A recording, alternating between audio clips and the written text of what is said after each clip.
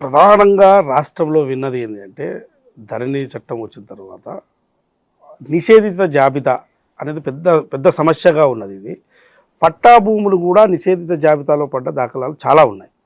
So దానికి ఎట్లాంటి పరిష్కార మార్గం చూపుతుంది భూభారతి చట్టం? ఒక్కసారి మీరు ఆ సమస్య మూలానికి పోతే సమస్య పరిష్కారం గురించి మాట్లాడతాను.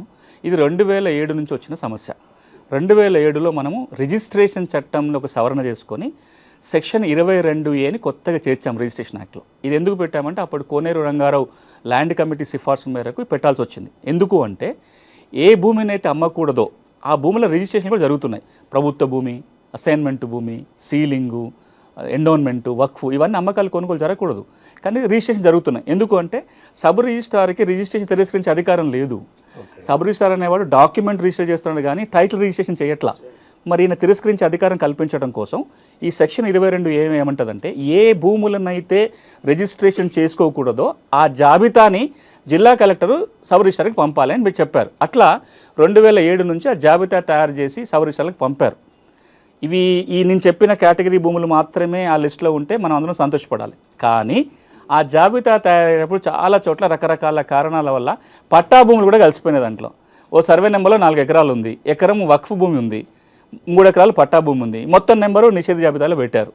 ఓ సర్వే నెంబర్లో 4 ఎకరాల గవర్నమెంట్ ల్యాండ్ ఉంది, ఇంకో 6 ఎకరం పట్టా ల్యాండ్ ఉంది, మొత్తం లిస్టులో పోయింది. అంటే 50 ఎకరాలు ఉంటే 50 ఎకరాలు పోయిపోయింది. అంటే ఏదో ఒక కారణంతో పట్టా భూమి కూడా ఈ రోజున నిషేధ జాబితాలో చేరింది.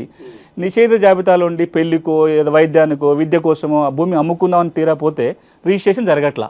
సామాన్యుడు చాలా ఇబ్బంది పడుతున్నాడు. దాన్ని తొలగించాలంటే ఏ చట్టం కింద తొలగించాలి?